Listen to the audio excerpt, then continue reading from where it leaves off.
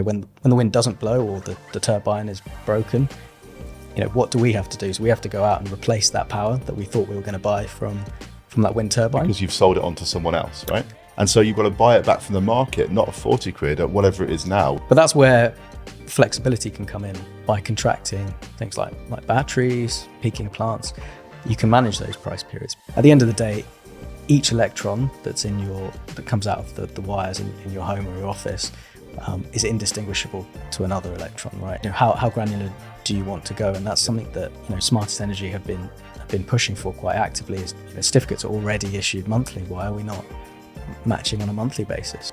As we get further down the rabbit hole here, we're going to see the reasons why it is the market that it is. But the decision's been made.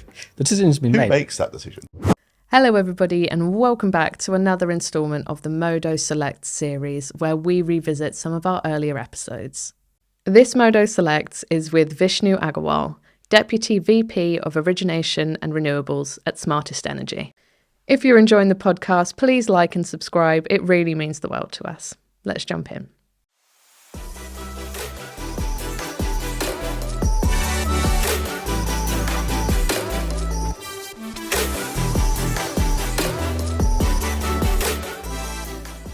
Vishnu Agarwal, thank you for coming on the podcast. Thanks very much for inviting me. This is a world first. We've got the first person who's come on the podcast who's brought graph paper with them, which is very impressive. So we can tell that you're a trader and you do lots of maths and lines. Yeah. Thanks for coming up. And you're in the Birmingham office today and you're based in London, right? Yeah, I'm based in London. I'm originally from Birmingham, so it worked out really well coming down today. We just found out that we went to rival schools, right? So we may have even seen each other in sports fields at some point in the past. Yeah. But yeah, so do you want to tell us kind of what you do and what the company you work at does? Sure. So I'm Vishnu. I look after the renewables trading and origination teams at Smartest. And SmartestEnergy is a supplier trader. We've been around since 2001, where we started out as a PPA aggregator. So aggregating PPAs of all range of sizes, so from a single stick turbine in a farmer's field to large kind of offshore wind farms. PPA being a power purchase agreement, right? Yeah. I'll just keep doing this. So it's not you, it's me.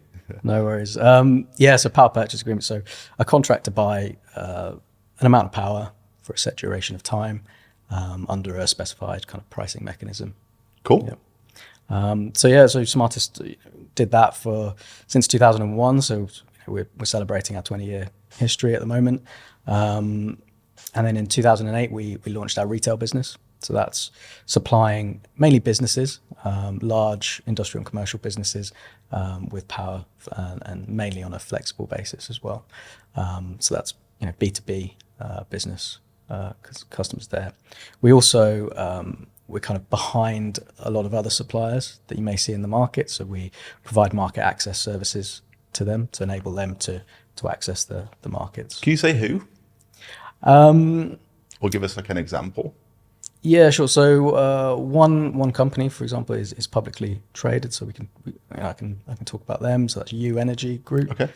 So they're in the SME space. So they supply small and medium-sized businesses, and they've been with us for a number of years, and they've grown substantially at the moment. And particularly in markets like this, where commodity prices are so volatile, and the markets are so illiquid, it's really important to have a trading partner that can support you in efficiently hedging what you need to do as you sell contracts. Okay, cool. And so SmartestEnergy, lots of energy and money flowing through SmartestEnergy in and out all the time. Yeah. How do you describe your job there? Can we call you a trader, or do you do more or less than that, or different to that? And which bit do you specialize in?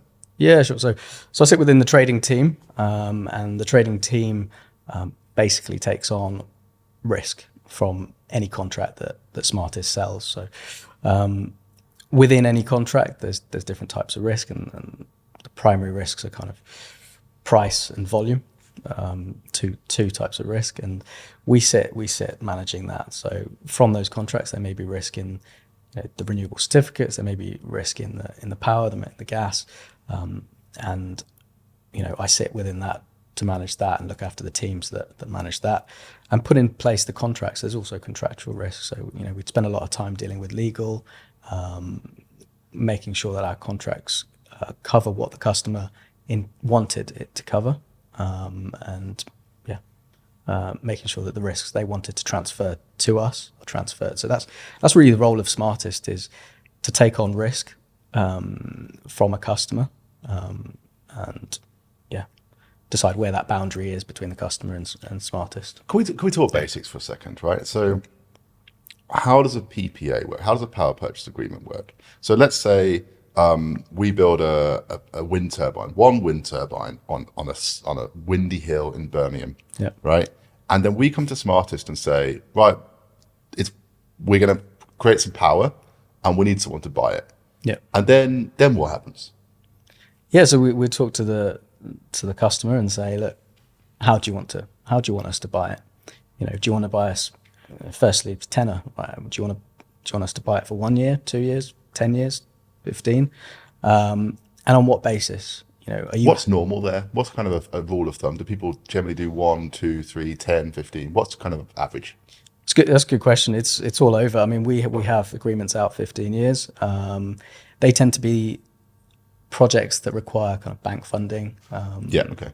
But typically 2 to 3 years is a typical PPA length. Okay, cool. So I've got my wind turbine, and we're going to sign a 3-year deal where the wind's going to blow, I'm going to generate electricity, and you at SmartestEnergy are going to buy it. And then what else is involved, and what other things are you thinking about? Yeah, so then the customer really has to say, well, are you happy with where market levels are at the moment? And if Do you mean price? Price levels, yeah. So if you're happy with the price at the current market, then do you want to lock in that price for that year? So we could propose a fully fixed price, taking all of that volume risk off them. So pay as produced, if you will. So a unit rate for every megawatt hour they produce. Or if they say, well, actually, we're agnostic to that, and we want to take an index, for example, they may choose to take the day ahead rate every day throughout that 3 years, 2 or 3 year period.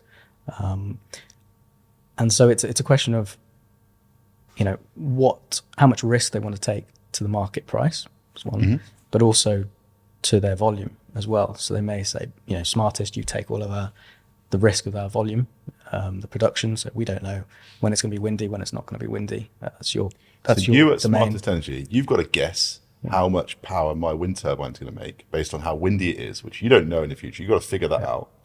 And then you're going to buy that at a certain price. That's where you and the risk people come in, right? That's exactly it. I mean, it's a very, very difficult problem to solve. And not only, even if you can guess when it's going to be windy and when it's not going to be windy, there isn't tradable products out there in the market to be able for us to offset that risk, if that makes sense. If you think, I don't know, it's going to be windy, in 3 weeks' time for 1 hour, is there a market to be able to sell that power for that particular hour?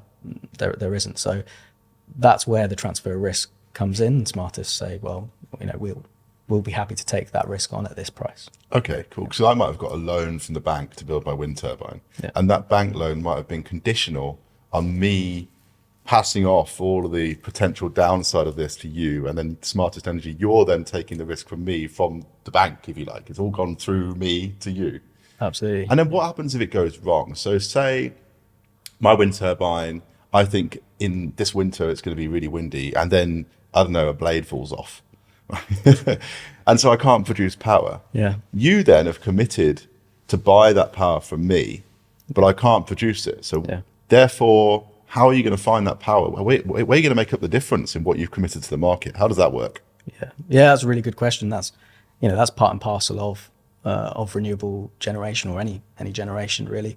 There's obviously times where there's maintenance, there's issues with force majeure issues where the plant breaks. So for us, it's about trying to forecast those periods. Wow, is a wind turbine breaking force majeure? That's interesting. I guess you could argue if it was like otherworldly windy and blew it over. I don't know. That's an interesting question. Well, it could be. It depends on could be due to war or civil, Yeah. civil unrest, for example, that it fell over. So Just to be clear, wind turbines don't fall over in general. This is all rather silly, but yes. they're fairly stable. The main worry we have is when the wind doesn't blow. Yes. As we saw in 2021 last year, super historic low levels of wind against kind of rising prices. So that goes back to your question really is, when the wind doesn't blow or the turbine is broken, what do we have to do? So we have to go out and replace that power that we thought we were going to buy from that wind turbine. Because you've sold it on to someone else, right? Because we've already sold it on to a customer or the market at that point. And especially, in times like this where prices are hugely increased from a year ago, if that customer is signed a year ago, then that cost of replacing that power for us is huge. So, for example, I might have signed a 3-year deal. So there's lots of background noise. Hopefully, everyone's okay with that. So, I might have signed a 3-year deal in 2020 to sell power from my wind turbine at a price of, I don't know, £100 a megawatt hour. Well, that's high, isn't it? That's for 2020, COVID years. Let's say it's 40 quid, right? Yeah. And then 2 years down the line, my wind turbine has had an issue and it can't run. But you've already sold that power. Yeah. And so you've got to buy it back from the market, not 40 quid at whatever it is now, which is, what is it right So now? for winter, it's 500 plus. Right, okay. I mean, probably by the time this goes to air, it's going to be out of date, whatever I say, but it's, yeah. So not only am I out the money, the 40 quid from my wind turbine, which I'm quite sad about, but you as the counterparty, you've got to find that difference of 400, 500 pounds a megawatt hour. Yeah. Right. So, your role in this exchange is one of a lot of risk.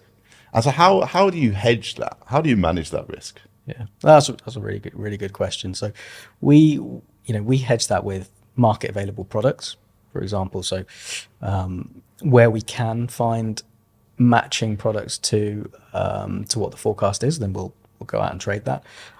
We can also utilize shape and things like that we have in the market or through other contracts, so we can manage it as a portfolio effect.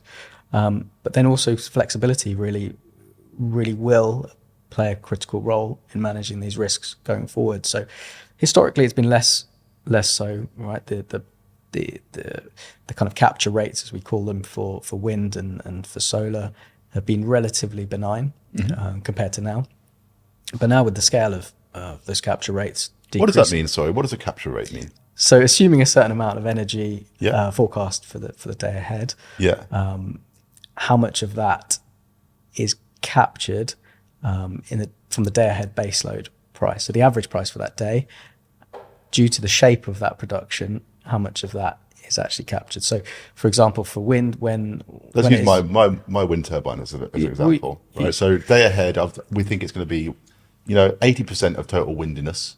Yeah. And therefore, we think we can capture. There's going to be a price of something, and so you sell 80% of that production day ahead, but the hours in which it is windy, the price is depressed, right? Because it may be windy everywhere, so there's a lot of energy on that system. Pushes the price down. Pushes that price down in that hour, let's say, and that capture rate, the differential between that hour and the average price, for that day is the capture rate. And what we're aiming to do is capture the baseload price, right?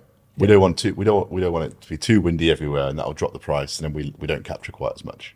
Exactly, okay. And that's where flexibility can come in, right? So by contracting things like batteries, peaking plants, you can manage those price periods because when it is super windy, you can then charge your battery, for example, and when it's not windy enough, then you be able to use a peaking plant or a battery to discharge power to the grid that you were short.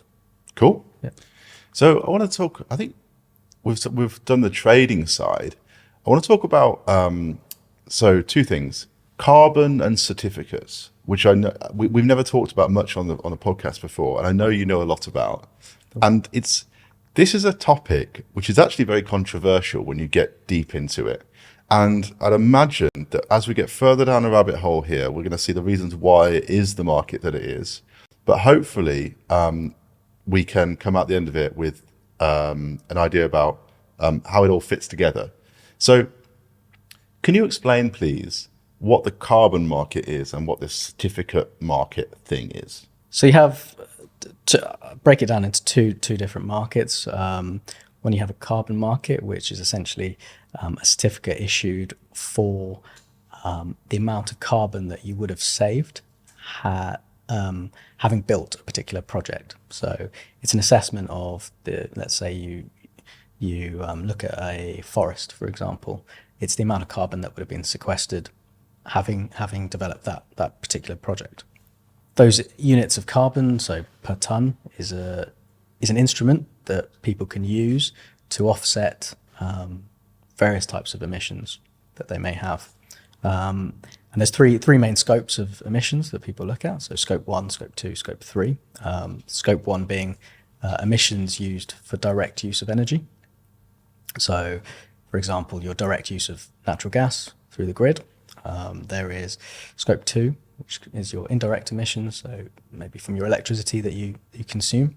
And scope 3 can be things that are maybe from your supply chain. So you can use carbon to offset maybe your scope 3 emissions, for example. The other type of certificate is what we call energy attribution certificates, things like the REGO, which you may have heard about. Renewable something origination or something? What is it? What's REGO? Yeah, so it's a renewable energy guarantee of origin. There you go. Yeah. So that's What is that? So we're going to jump around here, but I think it's natural. So I'm going to ask another question that will hopefully feed in. So what does 100% renewable power mean? Right. So if I go to SmartestEnergy and I'm a business that really matters to me that my electricity use is renewable, and I sign up to 100% renewable power supply contract with you. So you're going to supply me with the electricity, and we use it for, I know, the office and the aircon and whatever, and the party. Yeah. So when you say when the company says, that the supplier says it's 100% renewable, what does that mean? Yeah. So what that means is your electricity is backed by renewable guarantee of origin certificates. So what is renewable? So this stems from an EU directive, renewable energy directive, back in 2001, and that's evolved over time. But basically legislating that in order to claim that your supply is renewable, you need to use a guarantee of origin certificate to do so. So how does it work in practice? It's a book and claim system. So each renewable generator, so going back to your wind turbine, for every megawatt hour they produce and put into the grid, they can book that energy as per megawatt hour for one REGO, for example. Right? Okay. So you book now and claim later. Is that how it works? Well, then the consumer claims. And so then the consumer claims. So the consumer says, right, I've taken this much energy off the grid and match that with the guarantee of origin certificates and claims the renewableness of that energy. Because at the end of the day, each electron that comes out of the wires in your home or your office is indistinguishable to another electron, right? That's the thing, right? So this office, for example, we're on a 100% renewable deal. But when it gets to, I don't know, a very cold Wednesday in December, it can't be 100% renewable because there's gas running. There may, hopefully not coal, but there might be coal running. There might be other stuff running. Absolutely. And so does this mean that what my supplier does, I can't remember who our supplier is, but what they do is they supply us with the electricity that's from the open market, and then later they account for it and buy back the carbon or buy back the certificates as if it was 100% renewable. Is that how it works? Yeah, so, well, not necessarily later. They could be hedging that forward, but what that means is they're matching it on an annual basis. So that's the current legislation is you match it on April to March compliance years. Oh, so across a year. So my electricity, our electricity consumption as an office, across the whole year, you have to recover all of that in megawatt hours or carbonness by buying certificates to cover it. And that means that sometimes we might still be using power from from like emissions-y sources like gas or whatever, but we're going to cover it up. Not cover it up. That sounds like it. Yes, that's bad. But we're going to cover our position later. That's exactly it. And so the certificates themselves are issued on a monthly basis. So that's an aggregate of the renewable energy they've produced on a monthly basis, and then those certificates are used to match the consumption on an annual basis. So on a physical basis, 100% renewable power isn't really 100% renewable power, right? But on a but if that carbon certificate system really worked properly, on the whole, you could recover it and you would still be neutral. That's the idea. Yeah, so it depends on what granularity you want to look at, right? So, is it 100% renewable on an annual basis? Fine, but how granular do you want to go? And that's something that SmartestEnergy have been pushing for quite actively. Is to to get to net zero, we need to push that matching to a more granular level. So we need to move. Certificates are already issued monthly. Why are we not matching on a monthly basis? Matching on a monthly basis, Right. rather than Rather than annual, and then move to the government needs to move to issue these certificates on a more granular basis. So that we can go all the way down to hourly, half hourly matching at some point, but the instrument needs to evolve to allow us to do that. So there's two questions coming up. The first one we're going to talk about, I want to ask you who issues these certificates, these instruments for carbon, and how does all that work? And then the second bit I want to ask you, which is a two-sided question, what is really good about this system and what is not so good? So there's a lot coming, just to pre-warn you. You can put all that in your RAM. Yeah. So firstly, who issues these certificates and who decides the rules? Yeah. So the original rules were from the EU, in Europe anyway. So it's not just confined to Europe, but the original rules in Europe were developed in 2001. And what that said was each member state of the EU has to set up an issuing body. That's a body that's responsible for verifying the energy that somebody wants to issue REGOs, or guarantees of origin, as they're called in Europe, against. And then they're responsible for issuing those, and then they are available to be bought and sold from that point. Now, that's in Europe.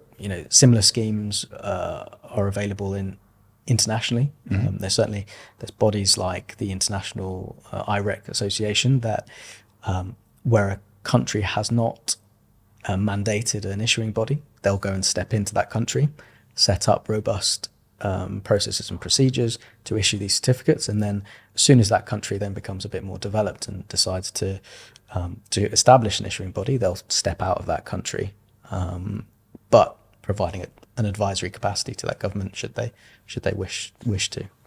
So that's how the certificates are kind of issued. So there's a central entity that issues these certificates. Yeah. Are they a physical certificate? Do you get a piece of paper?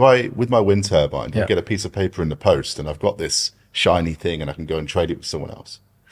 They're digital, so they're like a digital certificate. To be fair, they did used to be on paper. I remember, almost 9 years ago, trading Irish certificates that were on physical pieces of paper.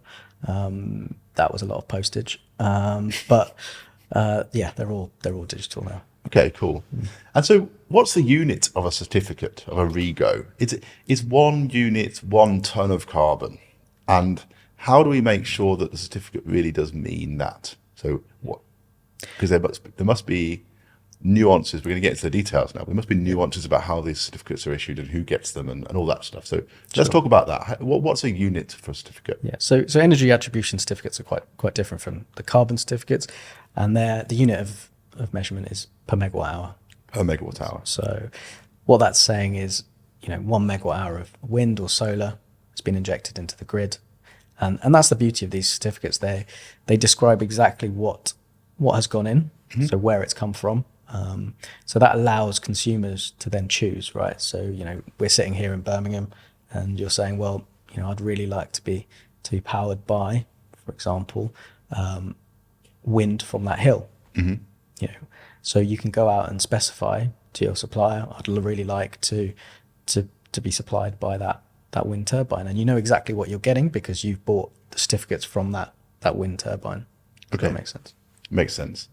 And so, I get it on the wind turbine, like the generation side. So I've got my wind turbine, I get my certificates, and then someone else buys them from me. Yeah. What about on the other side? So what about big industry? What's their role in this? So say I'm a big steel manufacturer, or I'm around the corner from here, Jaguar Land Rover, for example, uses loads of power for a very good reason to produce cars, but they still use a load of power. So how do they have to buy those certificates from me? How does all that work? Yeah. So typically, many of our customers are large industrial and commercial customers, like you mentioned. So what they would do is come to us as a supplier and say, look, I want a renewable tariff, and then they would specify what type of renewable they'd like. So, would they like to be sourced from wind, solar, hydro? Would they like more base load assets? They like location specific, technology specific, assets, newer assets, things that have been built in the last 5 years, for example, and they can make those requirements known, and that then influences the supplier on their procurement activity, and influences their purchasing strategy and projects that they then go and buy going forward. So what they're doing is really making quite a powerful decision for their consumers. They're saying, well, our consumers really value the fact that we're producing this good using 100% renewable electricity, and they're then stimulating that market by participating in that market, driving demand for it, and therefore price as well, which then goes on to the developer of this projects. And so here comes the difficult question, the double-sided. So what's really good about this market? What does the market get right? Yeah. What's really what are the hot potatoes that we need to improve on here? Yeah, definitely. I think so. What's really good is it's a market-based mechanism, and that lends itself to the examples you just mentioned. So they can play an active part in deciding they want renewable consumption. So it's about democratizing energy, firstly, and that's what it lends itself to do, and stimulate the market. So it also means that, in a traditional subsidy mechanism world where the subsidies are borne by the taxpayer or kind of smeared across all consumers, then those who want to play an active part in a low carbon future can take some of that the cost away from the taxpayer or other consumers. So it works really well in that scenario. Where it could be improved, for sure, it could really be improved in the granularity. It could be improved by legislation to move to, say, what we call full disclosure. So what we'd like to see is every single megawatt hour that you consume is accounted for. So currently, only the renewable energy part carries a certificate. Why does the coal or the nuclear not? So why do you not have to also procure those certificates as well? And so that will really drive further change, and also allow consumers to dictate what the future grid mix looks like. So rather than an ego, where every bit of generation has a number and a certificate, which says how much carbon you produce for that. Well, like a guarantee of origin, like they have in Europe. So it's called guarantee of origin because they issue them for nuclear, they issue them for other things. Is this market doing? Here comes the sort of the simple question. I think this market is supposed to help us get to net zero. And does this market help us get to net zero? So this market allows us to make those claims that we want to make, and it's a completely voluntary market. Now, is there legislation that could help us move quicker to net zero? Absolutely. So the future renewable energy directives, for example, RED II, in 2018, then looked and said, well, each member state should look to target 32% of all energy coming from renewable sources. Right.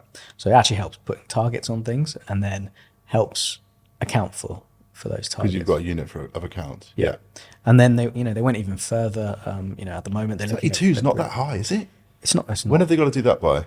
That's 2030. 2030. But they are. Come on, guys. They've got the new Fit for 55 strategy, which improves that to 40%. Okay. But it's still, Fit for 55, but the number's actually 40. What's the 40%. 55? Is that 2055? I'd imagine so. Okay, yeah.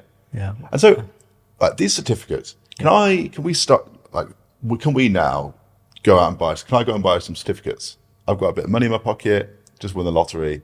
Can I go and buy? I really want some certificates. Yep, if you find somebody willing to sell you those certificates. So it's not like is it a regulated market, or can anyone play in this market? It's not regulated in that sense. So Okay. anybody can play in that market. So because we're talking about the market, right? So generators buy, because I'd imagine it's not just suppliers who take part in this market. Do you have other traders who see, oh, I could buy now, sell later, because the price is constantly moving around, right? Yep. And so, what drives that price? Yeah, so we find other actors in the market, just as in the power market and the gas market. So there's other liquidity providers and traders. What drives the market? So you've got similar fundamentals to power and gas. So we looked last year, super low levels of wind.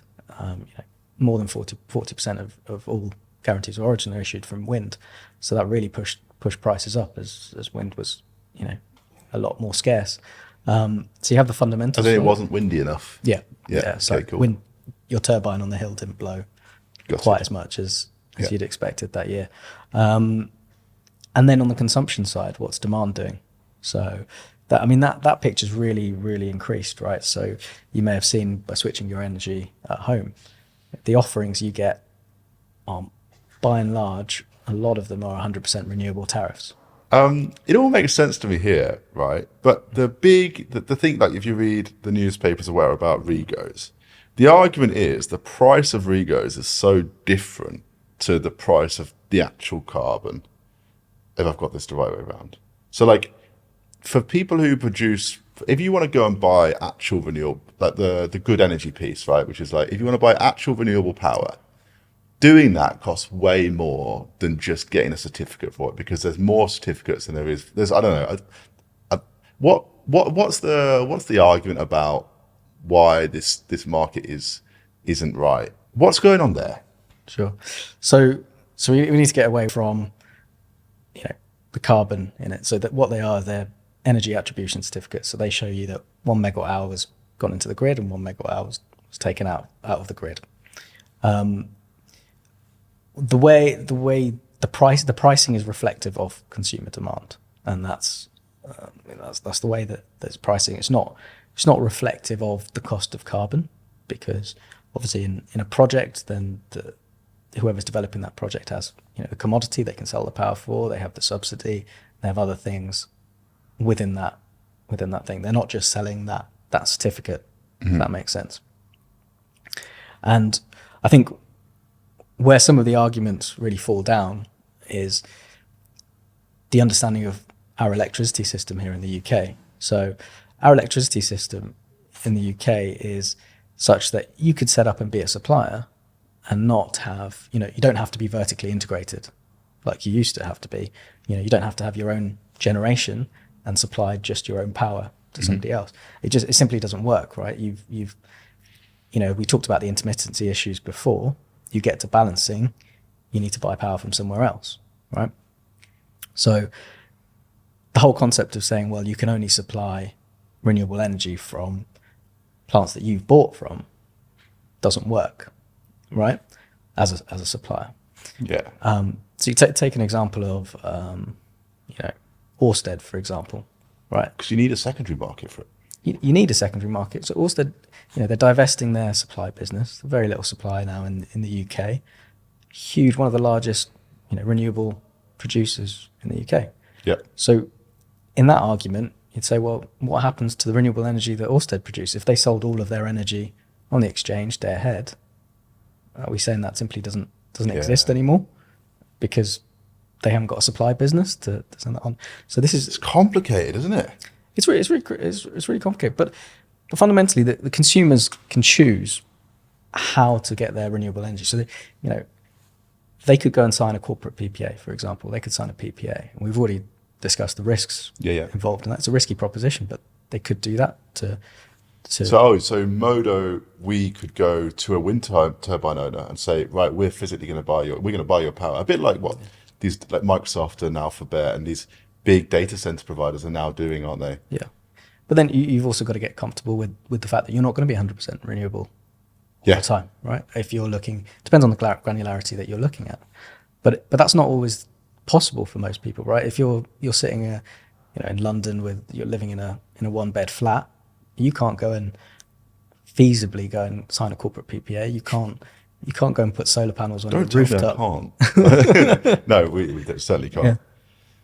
So what about this? There's a hot potato at the moment about Europe, right? So there's going to be a decision soon about REGOs, guarantees of origin, about how we trade with the EU. And is this related to Brexit? Is this because of Brexit, or is it okay? So what's all that about? Yeah, it's good. It's a good question. So actually, we've had the decision, and that came out on Wednesday. But essentially, in the UK, we were able to import guarantees of origin from Europe, and what that, along with importing the renewable power, of it, you would also be eligible for an exemption to various schemes. So the subsidy scheme of the small FIT scheme and the larger FIT scheme, the CFD scheme. Now, the reason that came about was because of EU state aid rules. So it was part of the agreement that the UK had to make with the EU as being part of the EU. So since we left, the EU, that's no longer applicable. You don't need to apply these exemptions anymore to European power.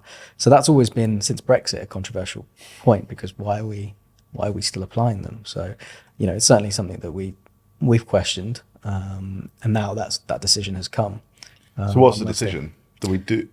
So the decision is that the EU guarantees of origin are no longer eligible for exemptions in the UK.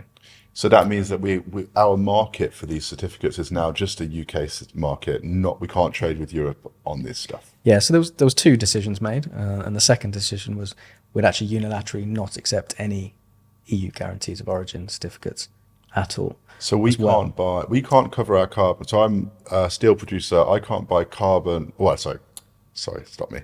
So SmartestEnergy, who's my energy supplier, is a steel producer. Yeah. SmartestEnergy now can't go to a German wind farm and buy the certificates and then offset it over here. Is that how it works? Yeah, so they can't go out and buy anymore from them and import them into the UK, and that's good? Is this good, or is this bad? There's arguments for and against, right? So, for that definitely helps our UK production, incentivizes more development in the UK. Yeah, good. Which is good. Bad. Look, we're over the next 5 years, we're expecting to double our interconnection capacity, right? Yes. So what, we're importing all this energy from connected countries. And it gets the interconnection, the carbon certificate can't get through. It's like so what color is that energy, right? Because with the capacity in, 2030, theoretically, over half of our energy could come from abroad if we were just importing full time. Like 20 gigs or something like that, isn't it, of interconnectors, maybe more. Yeah, it's going to double. So what are we saying that energy is grey or brown? Like, we don't know what color that energy is. Tricky. Right? So, and then that has a knock-on effect for consumers, right? Because if you're a corporate, and you can choose where to domicile yourself, right? You can domicile in Europe, or you can domicile in the UK.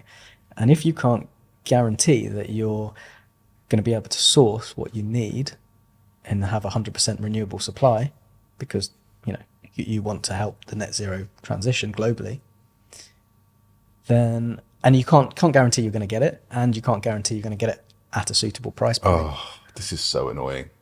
Yeah. Why? It's going to affect your decisions, right? Where you're going to set up. It doesn't make any sense. Because then the interconnector who buys, because the interconnector's got a trading team, right? Well, they're going to have to buy like 20 gigs worth of, on both sides across the interconnectors, 20 gigs worth of REGOs and net them off against either side. I mean, what the? But there's no mechanism, right? That's the point. So that's where there's a bit of a gap, and certainly, we can see from historic consumption of EU and UK certificates, it's huge, right? The demand in the UK. It's almost as if being huge. Related to Europe was a really good thing. It was the first Brexit comment on this whole podcast in 22 podcasts, and I can't believe I did it. Yeah. So, all right. So that is complicated, but the decision's been made. The decision's been made. Who makes that decision? So it's really curious. So that the department that makes the decision is the BEIS. So Business and Energy and Industrial Strategy. Yeah. So on one hand, they've obviously they made a decision on energy. It was our government. Our government made this decision. Yeah, our government on energy, but then it's the same department that's responsible for business as well. So they're also putting up the price for consumers of renewable energy. Because the steelworks is going to have to pay more because there's going to be some more scarce supplies of these certificates in the UK, which is going to push energy prices up for big industrial consumers, the same people that they... So the decision is Oh, removed, what a mess. you know, it's removed 30-40% of supply out of the UK. The value of a renewable generator has increased, right, in pounds, because we all pay, even though, historically prices at 50 quid for wind, because everyone's now paying 350, the value of that wind is now 350, not 50. So you think that the value of the low carbonness of it should also increase. But it's complicated. I guess the wider the difference between the value of the certificate and the power price, it gets to a point where it becomes silly, right? If the certificate was only 0.01% of the power price, it would be silly, I think. And if it was a bigger percentage, it would be a bit more rational. Well, I think the price just reflects what the demand is at that time for the certificate. For that certificate. For the certificate. So it reflects the consumer demand. Yeah. For that. So if people aren't willing to advocate for renewable energy, then the prices will fall. Which might happen, right? Because this other number's so big. How big is the market for these certificates? What are we talking about here? So in terms of the number of REGOs issued per year, you're looking at 110 terawatt hours per year. 110 terawatt hours. How does that compare to the overall? The overall consumption of the UK is about, I think, 270 terawatt hours. So it's a third. About a third. Yeah, about a third. So about a third of all the power that we generate has got a REGO related to it. And then the rest of it, the other 2/3, doesn't have a REGO related. It doesn't have any ego related to it. Doesn't have anything, yeah. Okay, cool. All right, the next thing I want to talk about is how you do market access. So I know you've done a lot of work as an originator, and the word origination is a word that is kind of bounded around in our industry, but I'd be keen to hear what it is. Sure, yeah, it's a bit of a catch-all word, really, isn't it? So how we look at origination in Smartest, so we look at anything that's what we call non-standard. So, we've been doing PPAs since 20 years ago. We classify most of them as standard. We're doing supply deals, since 2008, classify those as standard. So anything that doesn't fit into what we call standard products is origination. So something which is more complex and maybe straddles the PPA and supply boundaries. So corporate PPAs, for example, origination, things with flexibility, things that are a lot more complex, batteries, peaking assets, that kind of thing, as well, and market access. So that's something that I talked about before, that we provide route to market services for suppliers, for generation portfolios, for other actors in the market. And so, lastly, we had Peter Vance on recently, and SmartestEnergy, of course, is you guys use the origami energy system. What other kind of systems do you use to get your job done? Yeah, so that's a system that we use on the flexibility side, for sure. But we also use quite sophisticated forecasting systems. Okay. We use energy trading risk management systems to make sure that we've captured all the risks that we have inherent in all the contracts that we sell. That's ETRM, isn't it? When people talk about ETRM, that's ETRM systems and other kind of risk reporting metrics as well. Yeah, to help us manage and understand our risks as well, because you can only address those risks once you've understood them. Have you got? Do you have to, in the same way that a supplier has to? You need credit cover and you need to post collateral and you have to do all that kind of stuff, which is quite expensive business, isn't it? Yeah. To prove when you trade on an exchange, I'm going to ask you about exchanges in a second, but to prove that you can get a seat at the table, and so do you have to do that in the carbon world too? It depends on the instrument. So. Yeah, I mean, the REGO, the emissions world. I'm going to call it emissions because that's emissions, carbon and Yes, so the emissions world covers, voluntary carbon and compliance carbon, as well as the REGOs, guarantees of origin certificates as well. So, yeah, for sure. So there's, depending on who you're trading with, if you're trading over the counter, there will be collateral requirements that other party may have and we may have, depending on the credit suitability of each counterparty. And then, of course, if you're trading on exchange as well, then you'll have collateral requirements, initial margin and variation margin that you'll have to post day to day. So similar to the power. But yeah, I mean, talking about collateral requirements, that's one of the reasons why companies choose to use companies like Smartest for market access, because you're concentrating the collateral requirement to one person, and then you're effectively writing a contract that allows you to get market reflective rates by doing that. And so you really rely on the credit capability of that market access provider to go out and have credit lines with everybody in the market, or as many people in the market, to ensure that your pricing is as efficient as possible. Right. So where do you trade this stuff? Is it like, of course, power's on Epex or Nord Pool or whatever? Where do you trade REGOs and where do you trade carbon? Yeah.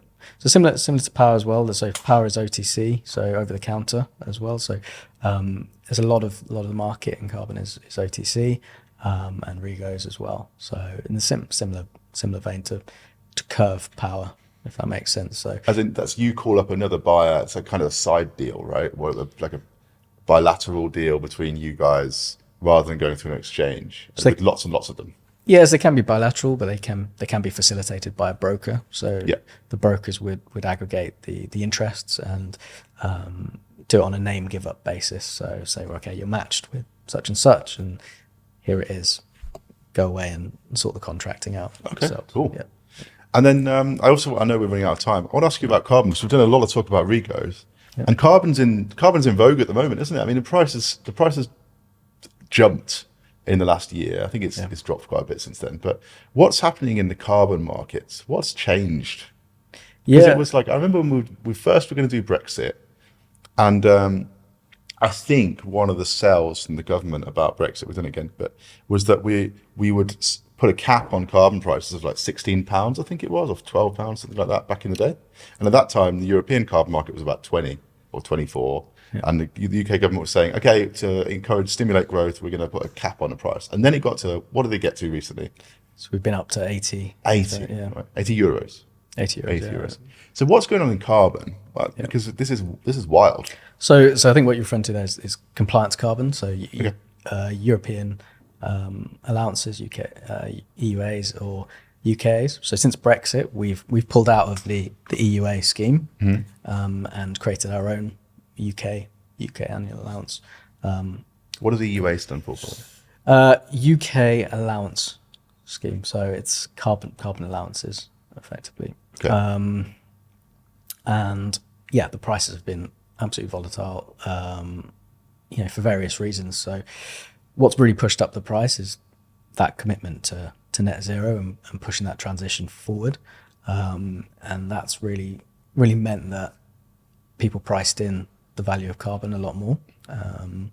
But then it's been super volatile, right? So as we look at the changing nature of policy with respect to current environment, so there's a lot of talk now of stimulating, coal plants, for example, across Europe, and that changes the requirement of carbon, right?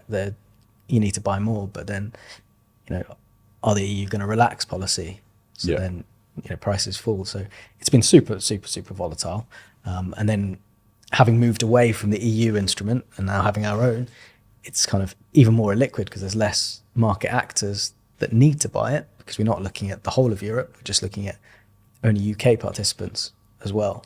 So surprise, the more fossil fuels you burn, the more carbon you need, and there's a fixed supply. So I guess, am I right in thinking that if the carbon price is going up, we're probably going to currently or in the near future be burning more fossil fuels because there's more requirement to cover the position or the emissions? That could be a reason. So carbon price going up doesn't necessarily mean that probably means bad, right? It means we're burning more stuff. Or it could mean that there's an anticipation of changing policy. Or it could be increasing the targets, for example. Yeah. Cool, makes sense. I want to ask you one last question now. What's going to happen in the future? I mean, where's this market headed? And the stuff that you do, what are you excited about? So what am I excited about? If we touch back on the guarantees of origin market, I think that's hugely exciting going forward. So we've just seen this year a paper from National Grid on hydrogen. So there's, as you know, there's a hydrogen target, 10 gigs of low carbon hydrogen by 2030. And they put out a paper saying that, you know, guarantees of origin will be key to this transition. So looking at effectively stimulating that market, allowing people to claim hydrogen, whether through the grid or through the bus. So, you know, we could get to a stage where people could say, well, actually, I'm taking this bus because it's a green bus versus this bus, which is not a bus. So that's hugely exciting, but also the potential for interoperability between the certificate schemes. So how do you claim that hydrogen is green hydrogen, right? There's different colors of hydrogen. I don't know if you've covered that on a podcast before, but I know we haven't, but you haven't? Okay. But yeah, we've got we're fans of Michael Liebreich's ladder and been following that very closely. So you've got the green, blue, grey. Multiple colours, So you've got green is mainly electrolysis, but from green sources. So how do you prove that what's gone into the electrolyzer is actually green? Well, maybe you can use a REGO, but you've got to make sure that REGO can't then be used going forward, as you get double counting.